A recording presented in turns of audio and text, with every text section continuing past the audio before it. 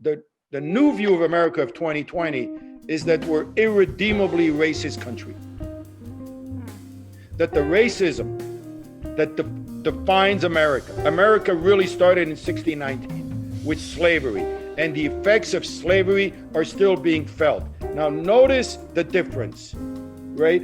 On the one hand, you have a country that's constantly fighting to make things better. On the other hand, you have a country that's an irredeemable sinner. Now, why would you want to defend or protect a country that's so horrible? Why would I want to stand up for a country that's irredeemably racist? And this is such a threat to America right now. And because so many people on the left, the liberal, and everyone from all over, we're afraid to speak up. We're afraid to speak up.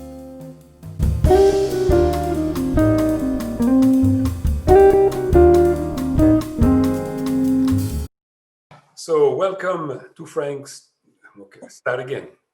Welcome to Frank Talk. I'm Albert Dadon. Today, my guest is David Suissa, but before we go to David, my co-host is Michael Denby. Hello, Michael. Namaste, namaste. David, thank you for doing this interview with us. We're going to talk today about the US elections. You're right in the middle of it. First of all, how are you in Los Angeles? We're in the middle of a big storm, and the waves keep getting bigger every week. A storm on all levels: societal, psychological, constitutional, physical, emotional, economical, and political. Virtually all levels of America right now are in a state of turmoil.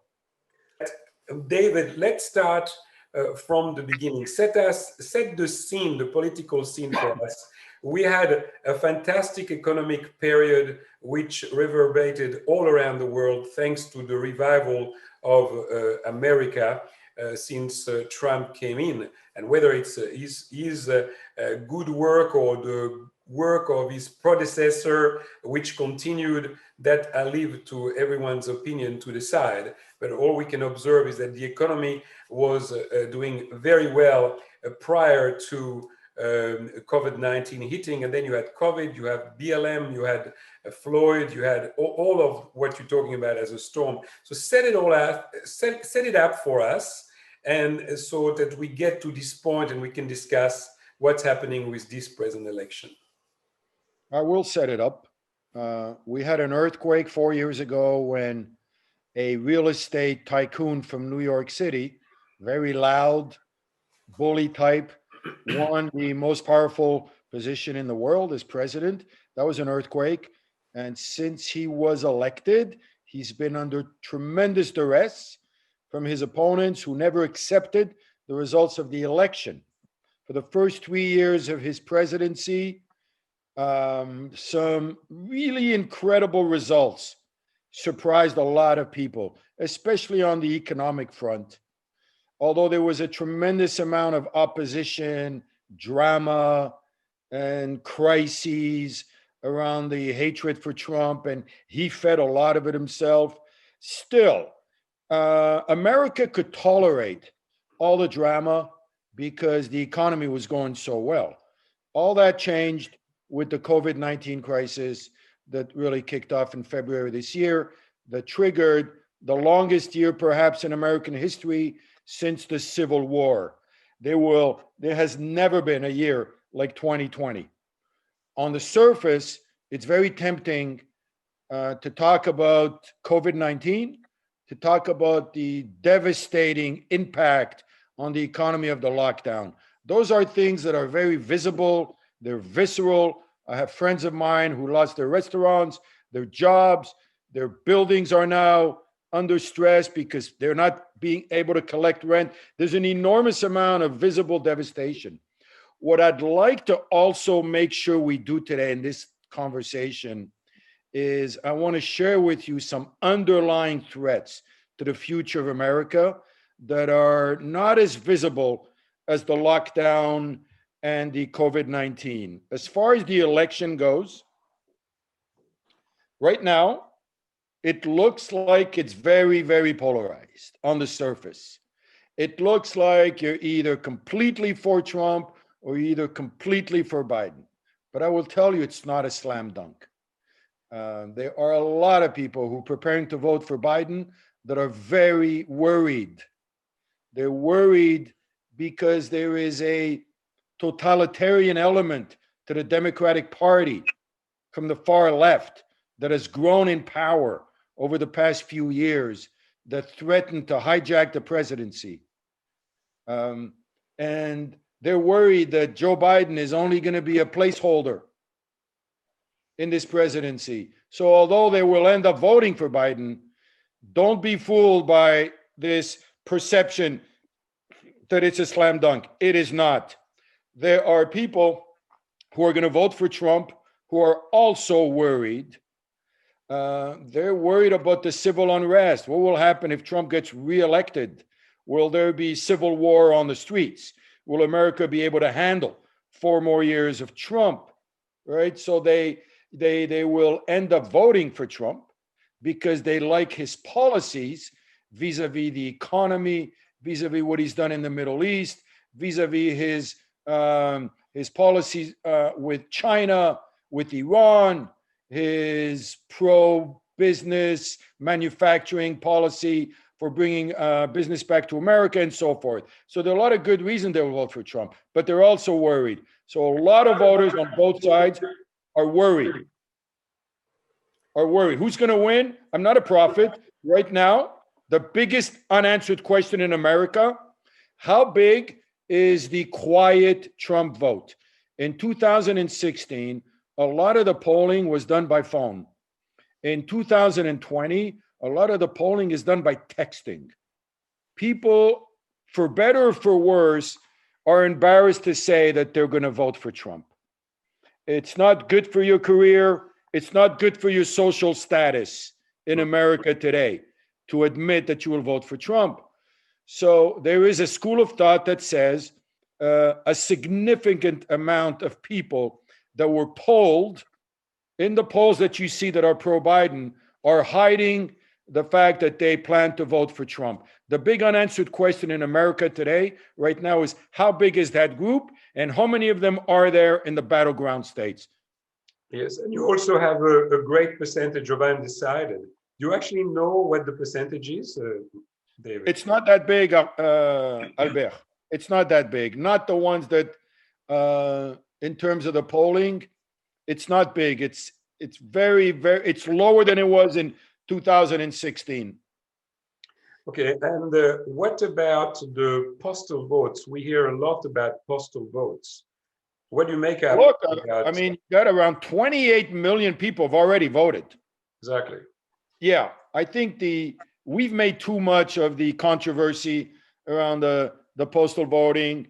My guess is some of the states will continue. There was a ruling today that will allow Pennsylvania to continue counting after November 3rd. I think it was from the Supreme Court. So, realistically, I think the final winner will not be announced November 3rd, unless it's a blowout, which it probably won't be. So we should be prepared for a continuation of the count. I think all the rumors about fraud with mail-in, I'm not an expert on that front. I don't want to pretend to be an expert on that. Whether one of the parties will not accept the results, honestly, that's kind of up in the air, which is in keeping with the theme of 2020 when so much else is up in the air. So what you were saying earlier is interesting because you said that some people can see that there could be some nefarious consequences by voting Biden. However, they still prepared to do that. Is that something that the poll reflects on? There is a general exhaustion, Albert, in America. We've been watching a high drama reality TV show from the White House for 3.5 years. And a lot of Americans are completely exhausted by the nonstop drama that's come out of the White House. A lot of Americans are in the mood for normal for boredom. We have overdosed on madness, on craziness, on chaos, on turmoil. You have to understand something about Trump. For 14 years before he went into the White House, he learned one big thing. If you create chaos, drama, and conflict, you make a lot of money on your TV show. That is the way to win with his show Apprentice. Forget the fact that he was a businessman. This guy was a reality TV star above everything else. And he made an enormous amount of money on that show for 14 years. And the lesson he learned was that's how you win in that world. And he brought that skill set, that habit, that mindset to the White House, because for him, that's the way to win. And it created tremendous amount of turmoil. Now, a lot of Trump supporters say, I don't care because I like his policies. He's good for the economy and I'll tolerate it. But there is still a sense of exhaustion with all of that. And Joe Biden comes across as milquetoast, Mr. Moderate, Mr. Oatmeal, Mr. Normal on the surface. But beneath that surface, what are we going to get? And that's the big unanswered question. So I think this is what's going on right now, the dynamics on both sides. There is a tremendous amount of Trump hatred. The word is not too strong. Like a revulsion for the man, where you may even agree with his policies, but you are disgusted by him and you will vote for the opposite no matter what. That's going to be there.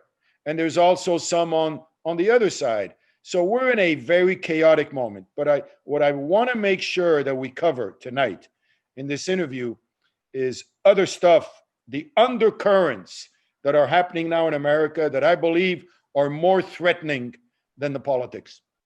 David, the very profound point you made that other things are happening at the same time. So one of the most popular shows on Netflix is this Social Dilemma, about the evils of the big $5 trillion social media companies there in California. Haven't they really shown their hand by banning, virtually banning that Hunter Biden story from being disseminated to the American people and acting more like a publisher than a platform? Surely their days are numbered. When you used to have railroads in the United States that had to be broken up, they were under antitrust legislation. Are the Democrats going to do it if Biden gets elected, or will they have the social media giants taken insurance by planting all of these senior executives in the Biden camp? Or if the Democrats win, they will not go after them, because you are right. They have shown their hand, and all the protections that they got by being a so-called platform, they don't earn them right now. They don't deserve them because they have shown their hand as publishers. It was kind of a secret a year ago, and now the cat's out of the bag. So it's pretty known, and it connects to the underlying currents that I wanted to bring up tonight. This totalitarian instinct that is spreading throughout America, which is, I am not allowed to have a point of view. I am not allowed to go against the conventional wisdom, whether it's on a college campus or whether it's on Twitter. The idea that if you say something I disagree with, I will try to take you down. I will try to get you canceled. I will try to get your company to fire you. This is a totalitarian instinct.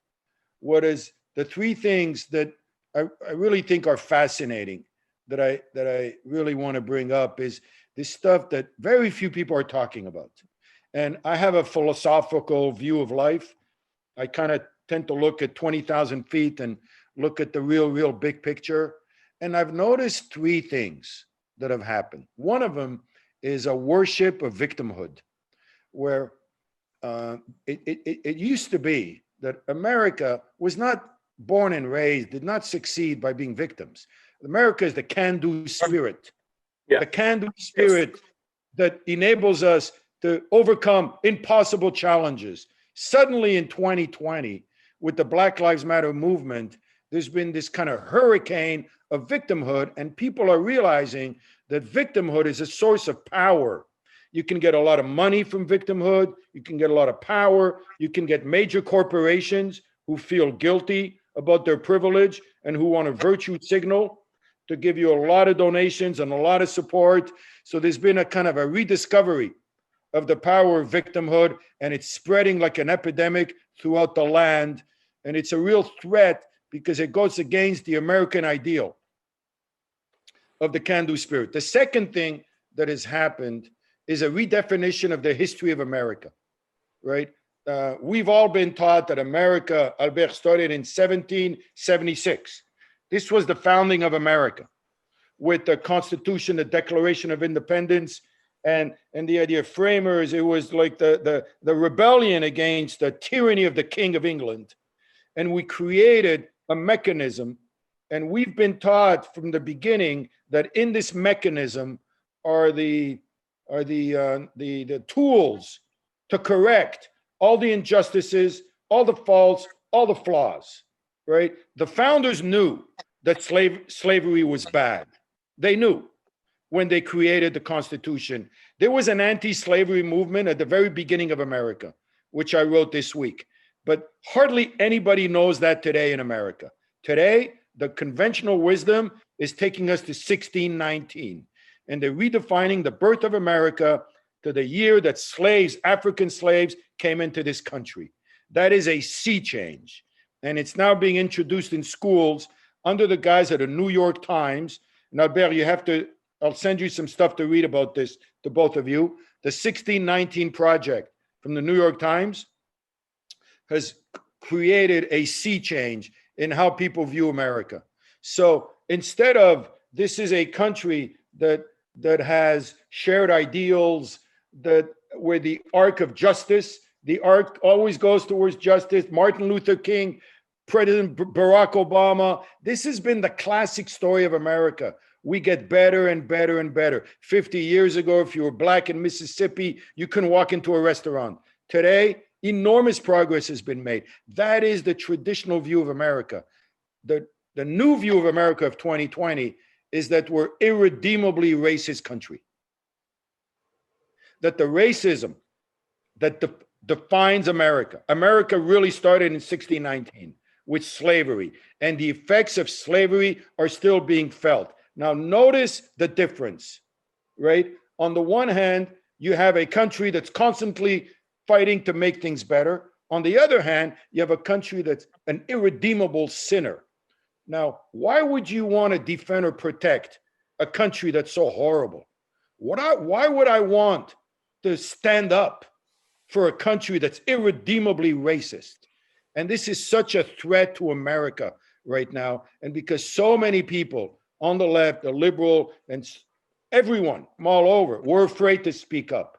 We're afraid to speak up. A group of powerful historians that have challenged the 1619 Project, and even them, it's not making a dent. There's an incredible article today by Andrew Sullivan that I will send to both of you. So, and then that kind of summarizes this. So number one, you got victimhood. Number two, you have a redefinition of America that promotes pessimism rather than optimism. And number three, you have a totalitarian instinct where we are not allowed to dissent anymore. And then somebody made an incredible comment today that real liberalism, when we allowed dissent, that was the exception. It throughout world history. It's the exception. Totalitarian instinct, where you have kind of one view, and if you don't share that view, you shut up. That's been the predominant view. If you look at the totality of human history, those couple of 100 years of true liberalism in America, where we had this incredible freedom of speech, this unbelievable free open debate, apparently that was an exception. And all those three things I just mentioned are a bigger threat to the future of America than COVID-19 and the lockdown. David, can you please tell us what do you think of this BLM movement? You know, BLM has been around for a couple of years. It really took off after the situation with George Floyd in Minneapolis, when the policeman, he was in custody and everybody, the whole world saw that. And that really triggered the BLM protest this summer. And the real complicated aspect of BLM is that you have a conflict between a slogan and a movement. So a slogan itself, like Black Lives Matter, that would be if I would say Australian Lives Matter, Jewish Lives Matter. It's a wonderful slogan. It's You cannot go against Black Lives Matter, the slogan. The problem is that there's an organization called Black Lives Matter that's got some strong Marxist tendencies and that don't believe in reform, right? So they started off as an anti-police movement, and it quickly became an anti-America movement, where the idea is not to reform the police, but to turn it over, to take it down. It has a kind of a very destructive kind of element that's not very productive. I'm not saying all of them by any means, but there is a significant group of BLM activists that took a very destructive view, as opposed to taking a constructive view, which is let's roll up our sleeves and see what we can do about police brutality, about racism in the police forces. It was not a very productive approach. It was based on protest. It was based on demonstrations. And then it got taken over by some violent elements, as you saw, images that we saw throughout the world. So Black Lives Matter has really been a key engine of some of the things I spoke about earlier. The engine of priding victimhood, using the power of victimhood to gain even more power. But I still remember, David, under Obama, especially, I remember 2014, there were riots in the States. And I remember the Black Lives Matter demonstration were already around then. They believe me, compared to 2020, my God, it was a joke. We had St. Louis, we had Trayvon Martin. We have definitely had beginnings. What do you know about Susan Rosenberg? I'm sorry? What do you know about Susan Rosenberg? Oh, tell me. So Susan Rosenberg is one of the board members of the fundraising arm of the BLM. Susan Rosenberg was a prisoner. She was an actual terrorist. She bombed a building in the United States. She was imprisoned, and she was released in the last day of Bill Clinton presidency as a pardon. He pardoned her. And now you find her as a board member of the fundraising arm of the BLM. Yeah, well, this is the world we live in, Albert, right now. There's a sense of anarchy, a sense of nihilism, a sense of destruction. And this is why, personally, as a lover of America, it's so disappointing to me that this is happening. And I'm not even talking here as Democrat or Republican. I don't really care what side you're on. But what I'm missing is a side that I'm on the side of America. And I'm not seeing much of that right now. I just hope whoever wins in November will be able to bring us back to a sense of shared ideals. I don't recall a time in America where there wasn't something we can all believe in. And right now, we are at that moment right now where significant groups of Americans don't believe in America. Talk to us about Antifa. Antifa is a perfect example, Albert, of what I'm talking about. It is not interested in reform, in making things better, in debate, in reducing police brutality, in helping the inner cities, in helping fight income inequality, in helping employment in the African American community, in helping healthcare. There's none whatsoever. All it is, it's a destructive movement where they go and they destroy. And look, there's destructive elements on both sides. But this has been the feeling in America today is we destroy each other. And you know what's ironic? When the COVID virus hit, for like 5 minutes, there was a moment of unity when we all said to each other, oh my God, this virus is going to bring us all together. The virus doesn't care if you're Republican, Democrat, Antifa, BLM, Jewish, Muslim, Christian. This virus does not discriminate, right? So among us, the dreamers and the philosophers, we were dreaming that maybe God sent us this virus to bring us all together by bringing us a common enemy. That lasted a whole 5 minutes. Yes, we heard Biden say that Antifa was an idea. Is it just an idea or an ideology? Is the group Antifa actually, are they like BLM with a board, or what's the story there? Oh, I think, calling them an ideology would be giving them too much credit. They are a destructive force. They gather to destroy. They gather to loot. They gather to fight. If they hear that there'll be a gathering for free speech, pro-Trump movement, they will gather a couple of hundred guys and they'll come and they'll have their, pepper spray. They intimidate, they're bullies. I've never heard one smart thing coming out of them, which is another really disappointing aspect.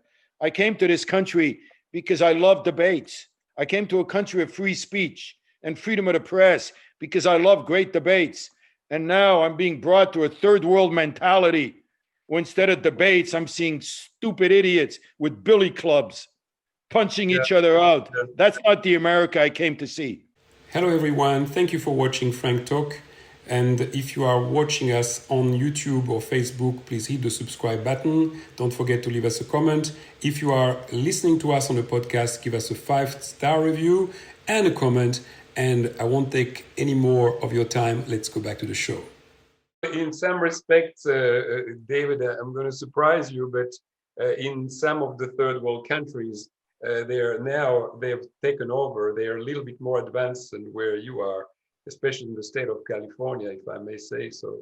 They've got distinctions that, unfortunately, in Western societies, we seem to be losing those distinctions. But let's go back to the United States presidential election. You're right, there's so many threats, like, for instance, de Blasio in New York, the mayor of New York. I mean, the way he's treating the religious Jews. We haven't seen that since, Second World War stuff. You put your finger on a really important point. And I can summarize it as an utter lack of credibility for the authorities. And the authorities, I include government. So de Blasio, who you mentioned, before the protest of Black Lives Matter, he was beating up Jews because they were gathering 10 at a time for whether it was a shiva or whether it was a burial. And then a couple of weeks later, he was allowing hundreds of thousands of protesters to march shoulder to shoulder. Right away, he was branded as a complete, total hypocrite, and he lost total credibility. So de Blasio lost credibility. The governor of California did the same thing. And all throughout the land, one of the biggest poisons right now in America is Americans don't know who to believe. That's number one. Number two, the media. The mainstream media has lost an enormous amount of credibility. You look at the debates last week with the town hall, separate, one with Biden and one with Trump. It's an embarrassment to my profession of journalism. The fact that a woman, a so-called journalist, can interview Biden and not even bring up this enormous scandal that is hovering, above Biden with his son. And there's so much, and the Burisma thing, and so much has come out in that, to the point where Twitter had to pull it out of the New York Post article, as you've all read. Yes. Just the mere fact that it was not even brought up is another reason for the cynicism that we feel in America towards the news media, that it's beyond bias. It used to be that we would say, well, they're not very objective. Now they don't even hide it anymore. So Yeah. you have a crisis of credibility that is happening both with the government, especially Congress, and also with the press, the media. When you look at Nancy Pelosi saying, she won't make a deal, right? And she blames Trump. Does anybody believe her? Does anybody believe her? The only thing we know from Pelosi is that she will do whatever she can do to make sure Trump loses. If signing a $1.4 trillion relief bill is going to help Trump, she won't do it. Now, I may be right or I may be wrong, but the perception is we don't trust you. We don't trust you has been the rallying cry, much bigger than Black Lives Matter. We don't trust you. I'm in a field now where I'm surrounded by lack of credibility. Yeah. And one of my biggest challenges as a journalist is to inject some credibility. And I got to tell you, it's not easy. To your point, David, there was this star journalist on CNN. I forgot his name, but he's a famous guy. And Wolf he was. Wolf Blitzer. So yes. Oh, right. So tell us what happened there with Pelosi just last. That was amazing. That was really, Albert, I'm so glad you brought that up. That was an extraordinary moment in journalism this year, because here you have, I had CNN on my office all day long for 3 years, but now, I don't go to the office anymore. But they made so much money on Trump. It's unbelievable. All day long, it was like, find something Trump said, let's beat him up all day long. They made a lot of money. And Wolf Blitzer was not as bad as the others, but he was there. He's part of CNN. All of a sudden, something hits him. He sees poor people on the street who can't afford to eat. And it just gets him, and he decides to challenge, Pelosi, who's the speaker, right? And how come you're not doing anything? And you can see how embarrassed she was and how frazzled she was that her friendly media vehicle of CNN was taking her on and not letting go. He was like a pit bull. All he kept saying is, I get it. You have some disagreements, but there are people starving right now on the street. Why can't you just call Donald Trump and make a deal? And then so eventually you see that Pelosi doesn't know how to react. So she just starts to attack him. And it really demonstrated the point that I was making earlier about our cynicism vis-a-vis both, the Congress, and in the case of Wolf Blitzer, he won himself a lot of points.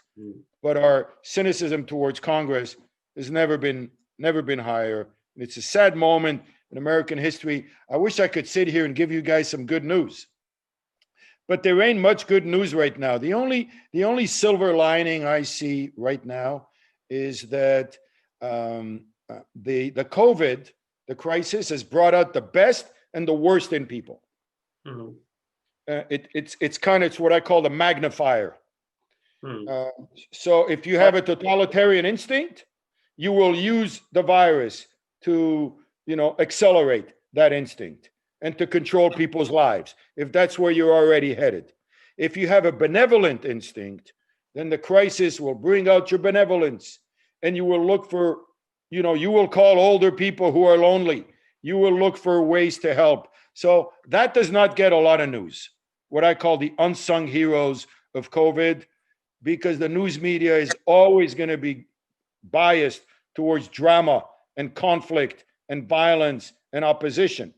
But there is an undercurrent of goodness in America. America is a great nation because it is a good nation.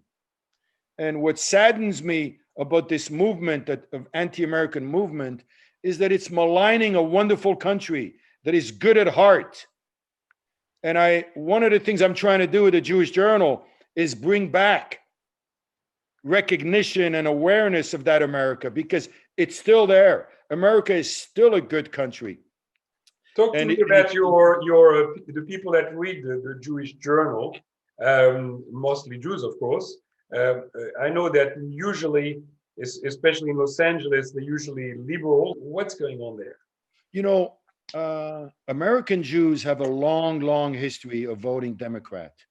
First of all, it starts with the whole socialist roots of Jews from Europe and organizing unions, the communist roots. They brought a lot of that into America, and it evolved into being huge supporters of FDR, Franklin Roosevelt, and it's like a heirloom that you hand over from generation to generation. We vote Democrats, right? So that has been almost like a political reflex, if you will, in the non-Orthodox Ashkenazi Jewish world. That has not gone away. The revulsion towards, President Trump's character traits has made that even stronger. Of course, a lot of pro-Israel Democrats, have to admit that Trump has done some good things for Israel. Whether we will see a shift in this election season away from the voting Democrats, I don't think so. In terms of the readers of the Jewish Journal, most of them are liberals, Democrats. They voted for Obama. They'll vote for Biden. In my Orthodox readership, I don't know if it's the same thing in Australia. The more religious you are, the more you are for Trump. The more Sephardic you are, the more you are for Trump or Republican. That's usually a good rule of thumb. The challenge that we've had is I had a choice. I can either do left and right, so I'll get somebody from the left and somebody from the right, and they kind of go at it. I decided to go in a different direction. I decided to look for writers who had complexity inside of them. So they can write a piece that you disagree with, but you would still say, well written, I see your point. We don't want to change your mind. We want to open your mind. It's a very difficult thing that we're trying to do. And I'm not saying we win all the time, but it's definitely what we've been trying to do for the past 3 years. I'll give you one example. We had to do a big story on Donald Trump. And I got one op-ed after another that I had to reject, that he was a traitor to his country because of the scandal, the Russian scandal with the report. And I'm sure you all read all the accusations against Trump before the report came in, right? And then the report finally came in, and there was no collusion with Russia. There was none. So I was one of the few media companies that did not have egg on my face because I wanted to be careful. Not that I'm on the side of Trump, I'm on the side of facts. So we ended up doing a story on Trump. Is he the cancer? Is he the chemo?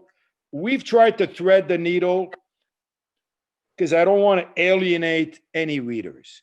I have Trump haters and Trump voters that read the Jewish Journal. If you ever get on our website, you'll see that if we have a piece from the right, it will not trigger anger. I always said, I want to provoke thought, not anger. So that's the game we play. Are there any others that do? I think The Atlantic tries to do it. The Wall Street Journal tries to do it. But Albert, one of the most important things for your readers and your listeners is to know where to go to read some unbiased media. And it's very important to feed your brain with complex stuff. I'm going to start. Andrew Sullivan. Andrew Sullivan is a must-read right now because he's got that, and you have a very sophisticated listenership with the dialogue. And unfortunately, so much of the media is so biased. I can't send you to Fox. I can't send you to CNN or New York Times or the Washington Post. But I can suggest that you read the Wall Street Journal. I can suggest you read Andrew Sullivan. If you want to read some very smart thinking on the Russian collusion case, I suggest you read Andy McCarthy in National Review Online. And I can give you a list separately outside of this meeting. In the New York Times, there is a terrific writer called Roz Douthat, Douthat. And if this is the best thing that comes out of this interview, it would be to gear your audience towards commentary that tries to be complex rather than some links. I'll post them with this interview. Okay, because it's as important a crisis as anything. I speak to friends of mine; they will always look at CNN. They will always read the New York Times. And if that's what you do, you will completely brainwash yourself to only one point of view. And right now, the most important new voices, whether it's in California, America, or Australia, or Israel, or England, the most important voices for the next century are going to be the voices of inner struggle, like Yossi Klein Halevi in Jerusalem, a voice that has the left wing and the right wing inside of them, a voice that understands the Republican and the Democrat inside of them, and that can convey that complexity. Those are the hardest voices to find, but the most valuable that ones. word nuance is important, David. It's so hard to find. It's about all the nuances that make the complexity. Michael, I know you needed to leave early. Are you staying with us, or what are you doing? David, there's precisely a writer, an editor like you were describing, called Barry Weiss, a woman who was chased out of the New York Times because she wasn't politically correct, she wasn't woke. But she's written an article in the Tablet magazine about her fear for the future of the American Jewish community and support for Israel in the United States in future trends within the United States, regardless of almost who wins the elections. I found the article profoundly worrying because all of the long-term trends you've identified in this discussion seem to be playing out very strongly against Israel and against the American Jewish community. But the American Jewish community doesn't seem to recognize it. They think that because Kamala Harris's husband is Jewish, that everything will be okay with the Biden team as far as Israel is concerned. So is she part of the trend you are identifying?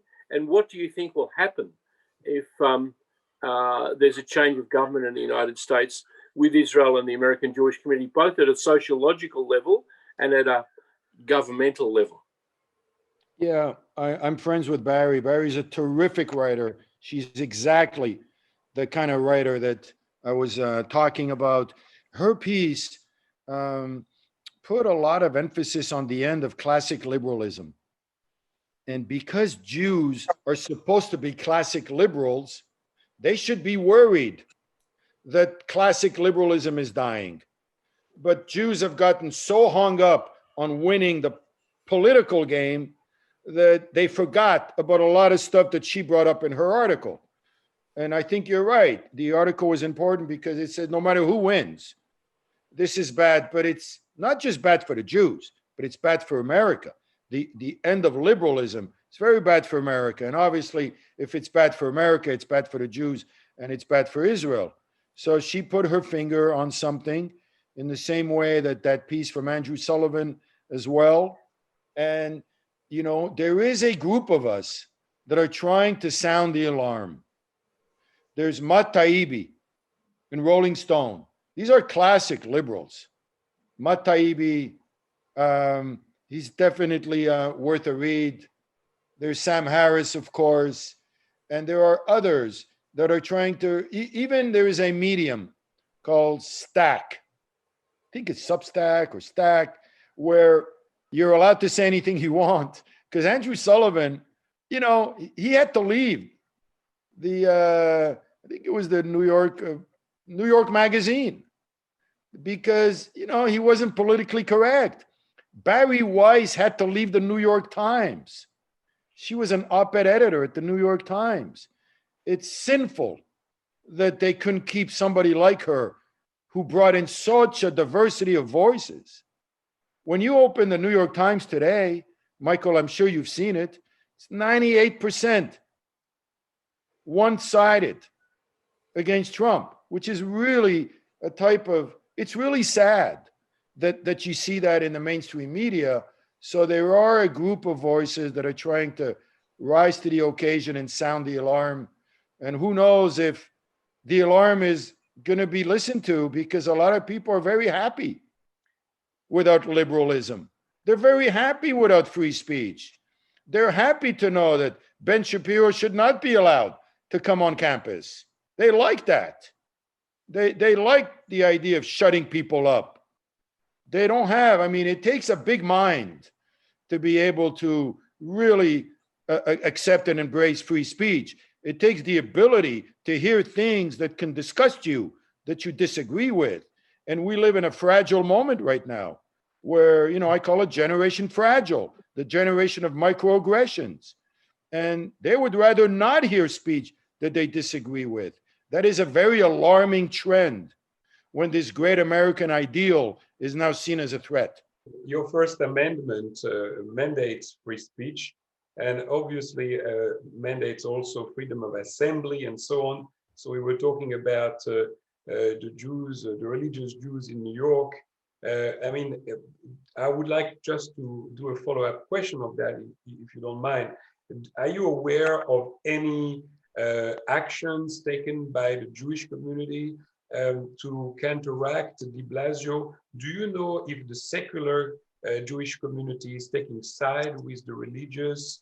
Do they see that this is it's not normal to try to obstruct freedom of religion? Is there anything going on to actually redress this situation? That is, to me, the canary in the coal mine. You can be sure that when a regime is going after the Jewish people, that there is some nefarious things going on behind it. Well, this is another example of the complications that the COVID virus has brought when I talked about a storm with one wave after another. And the complication in your question in this subject that you brought up is that the great majority of Jews have bought into the lockdown. The great majority of Jews would never be caught dead in a synagogue right now, or even a restaurant, or even a movie theater, even if they were allowed to go. They believe that the lockdown is saving lives, whether they're right or not, just a perception. So when they see religious Jews kind of, you know, skirting with the rules and pushing the envelope and cheating here and there, there's not that much sympathy for them. This is amazing. You know, by the way, in Israel also, the police is going after the religious Jew. But in Israel, I would like to just to clarify that situation for our listeners, because there's something going on which is beyond what the media are reporting. In Israel, you have two fundamental rights because there is no constitution. The first one is the right to assembly and prayer. And the second one is the right to assembly and demonstrate. So you've got, on one hand, the current demonstrations that have been going on prior to COVID-19, demonstrations against Bibi Netanyahu, because he's been charged and he's going through a court process for bribery and all the rest of it. People can search to see and agree or not as to whether he should have been charged. But there's been a lot of demonstrations against Bibi.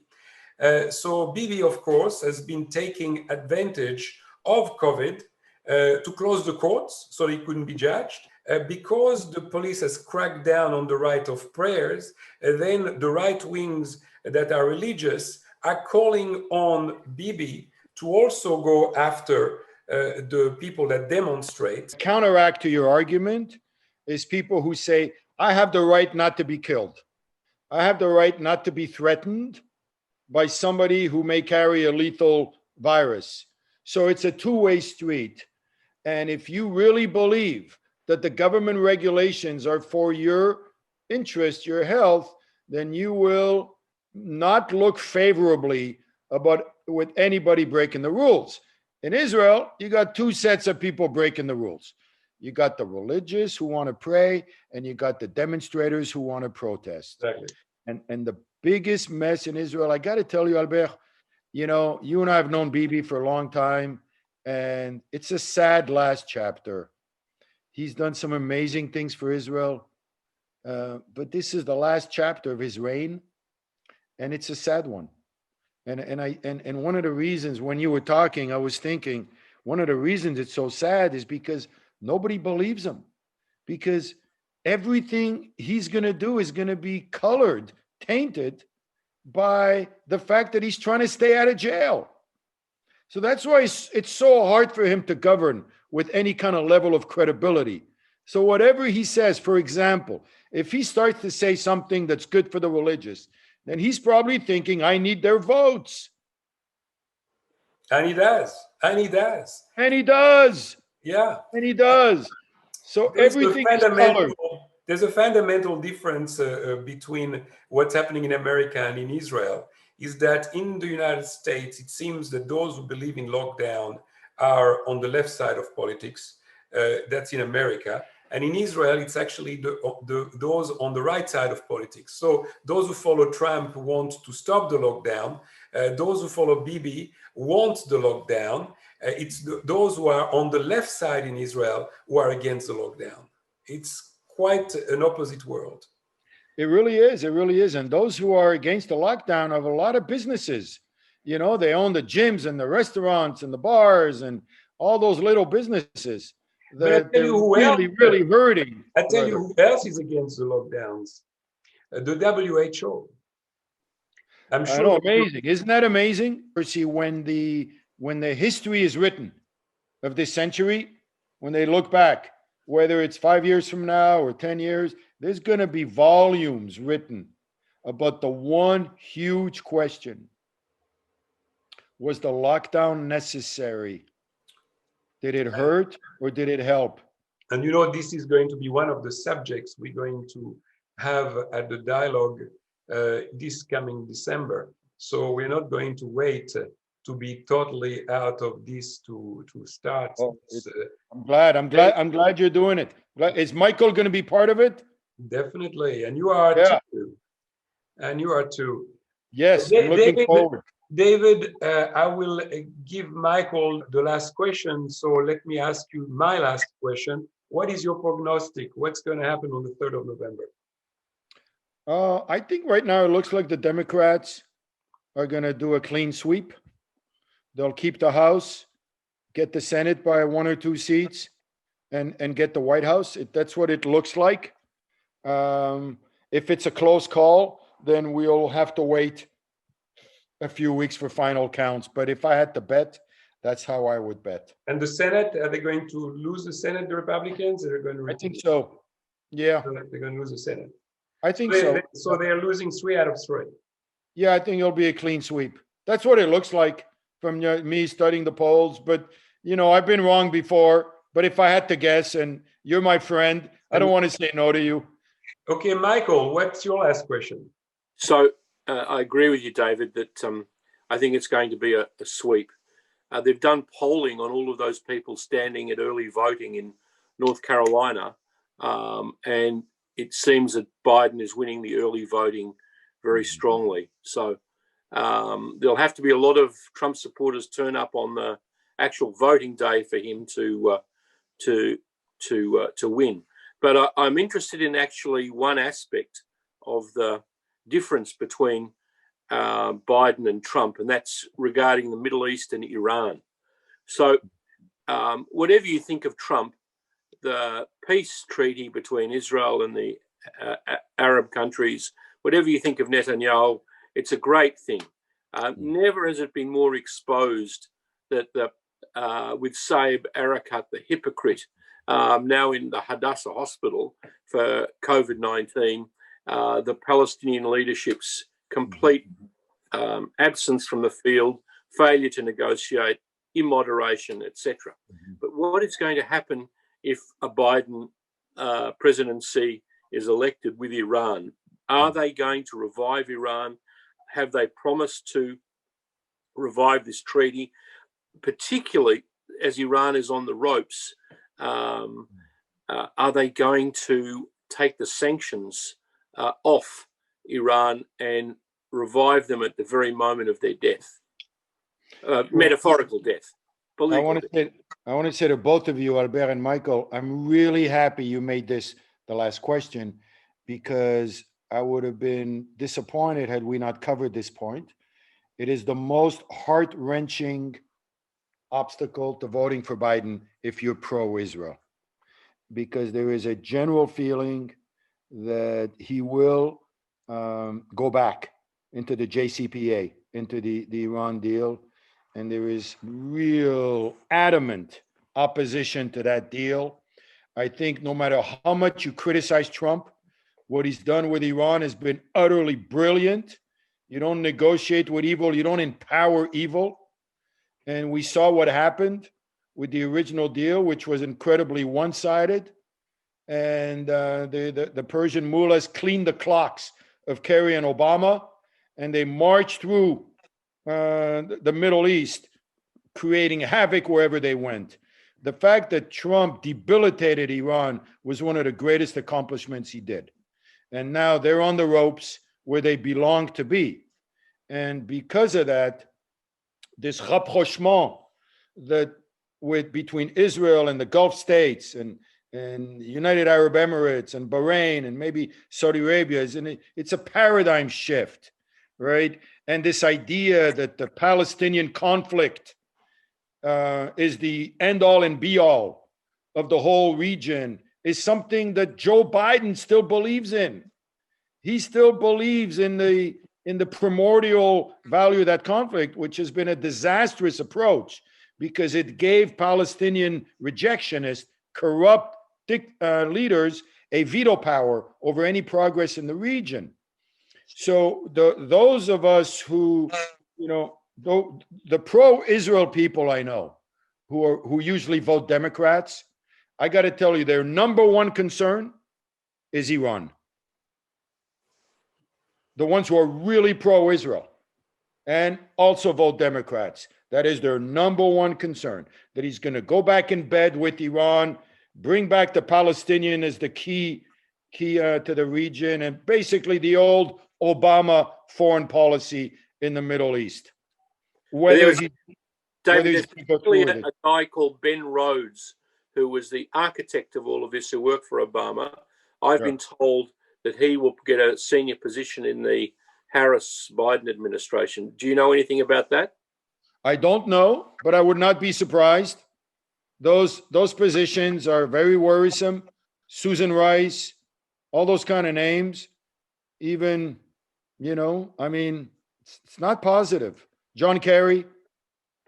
Greg Sheridan, the foreign editor of The Australian here, did tell me that there were some good people from the Clinton administration who are more centrist. One of a woman in California who was being touted as Biden's advisor for defense secretary. So maybe the picture isn't entirely black. I read that. There are those groups, and you're right. State Department is going to be critical. Defense, National Security Advisor.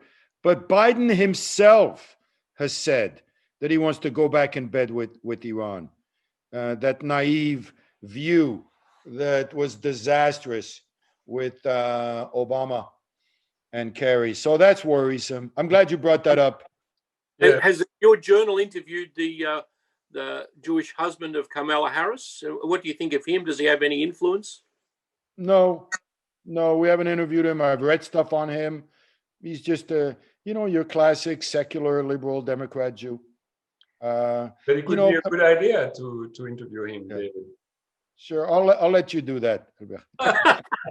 Well, let's get Michael to do it. I'd like to see Michael take him on. Michael, you are a Labour in Australia. Let me ask you a question. You are a Labour man in Australia. When you look at what's going on the left side of Labour, on the extreme left, does it worry you that the trend in the United States can come here to Australia? I've fought these people all my life. The sort of communists who try and influence the centre left. I've never seen it so strong in America. The trends in America always come here. It really worries me what's happening in the United States.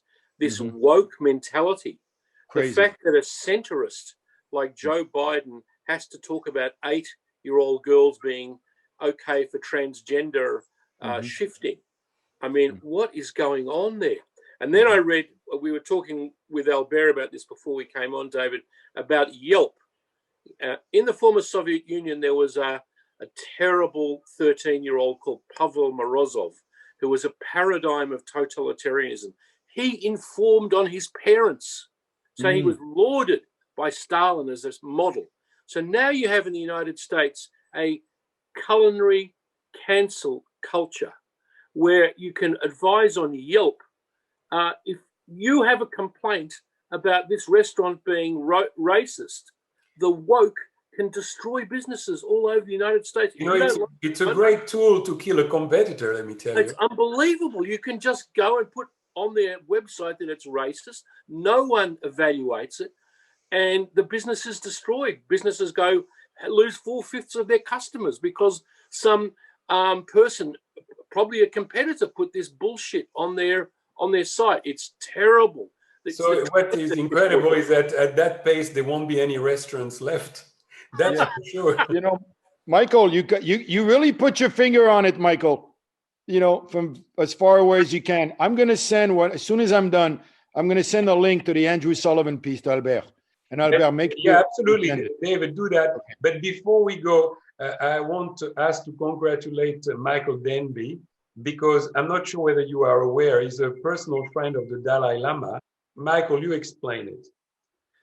Oh, there were, His Holiness is 85, and they got 85 messages from people all around the world. I hate to say it, David, I think one of them is Nancy Pelosi. They asked me. You were one of them. She asked me. They asked me to give him a message, so I did, and it's a big honor to do it. I tell you one thing on the issue of China.